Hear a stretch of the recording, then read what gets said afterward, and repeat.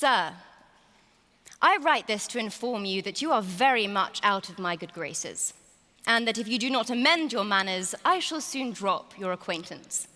You must know, sir, I am a great reader, and not to mention some 100 volumes of novels and plays, have, in the last 2 summers, actually got through all the entertaining papers of our most celebrated periodical writers, from the Tatler and Spectator to the Microcosm and the Olla Podrida. Indeed, I love a periodical work beyond anything, especially those in which one meets with a great many stories, and where the papers are not too long. I assure you my heart beat with joy when I first heard of your publication, which I immediately sent for and have taken in ever since. I am sorry, however, to say it, but really, sir, I think it the stupidest work of the kind I ever saw. Not but that some of the papers are well written, but then your subjects are so badly chosen, they never interest one. Only conceive, in 8 papers, not one sentimental story about love and honor, or any of that. Not one Eastern tale full of bashes and hermits, pyramids and mosques. No, not even an allegory or a dream have yet made their appearance in the Loiterer. Why, my dear sir, what do you think we care about the way in which Oxford men spend their time and money?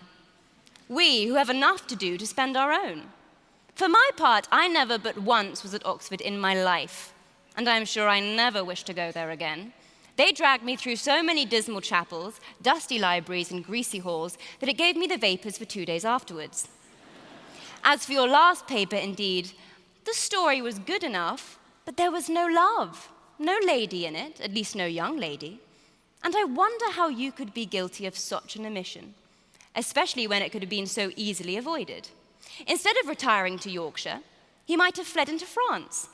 And there, you might have made him fall in love with a French paysanne who might have turned out to be some great person. Or you might have let him set fire to a convent and carry off a nun whom afterwards he might have converted. Or anything of that kind, just to have created a little bustle and made the story more interesting.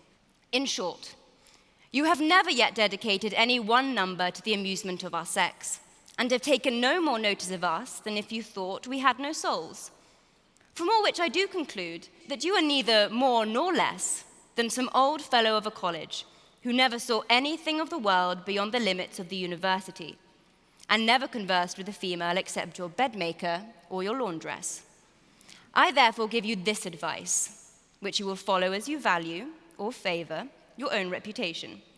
Let us hear no more of your Oxford journals, your homilies and cockney, but send them about their business and get a new set of correspondence from among the young of both sexes, but particularly ours. And let us see some nice affecting stories relating the misfortunes of 2 lovers who died suddenly, just as they were going to church. Let the lover be killed in a duel, or lost at sea, or you may make him shoot himself, just as you please. And as for his mistress, she, of course, will go mad. Or, if you will, you may kill the lady and let the lover run mad. Only remember, whatever you do, that your hero and heroine must possess a great deal of feeling and have very pretty names. If you think fit to comply with this, my injunction, you may expect to hear from me again, and perhaps I may even give you a little assistance. But if not, may your work be condemned to the pastry cook's shop, and may you always continue a bachelor and be plagued with a maiden sister to keep house for you. Yours, as you behave, Sophia Sentiment.